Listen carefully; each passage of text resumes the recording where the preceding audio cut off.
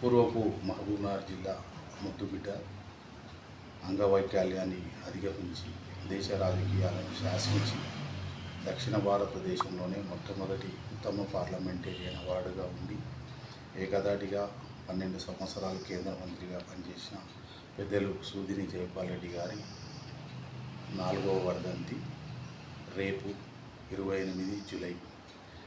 ప్రతి సంవత్సరము వారి యొక్క జన్మదినాన్ని వర్ధంతిని నిర్వహించినట్టుగానే రేపు కూడా కళాశాలలు విద్యార్థులు మరియు జైపాల్ రెడ్డి గారి అభిమానుల సమక్షంలో ఈ వర్ధంతి సభను నిర్వహించబోతున్నాం.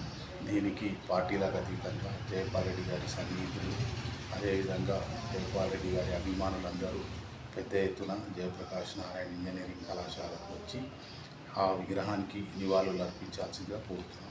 అదేవిధంగా రేపు మధ్యాహ్నం 3 గంటలకు కల్వకుర్తి నియోజకవర్గంలోని తాండ్రా చౌరస్తాలో, అంటే హైదరాబాద్ నుంచి శ్రీశైలం వెళ్ళే కల్వకుర్తికి వెళ్ళే మార్గంలో పెద్ద ఎత్తున, అంటే సుమారు 8 అడుగుల జైపాల్ రెడ్డి గారి విగ్రహాన్ని గౌరవ ముఖ్యమంత్రి రేవంత్ రెడ్డి గారు ఆవిష్కరిస్తున్నారు.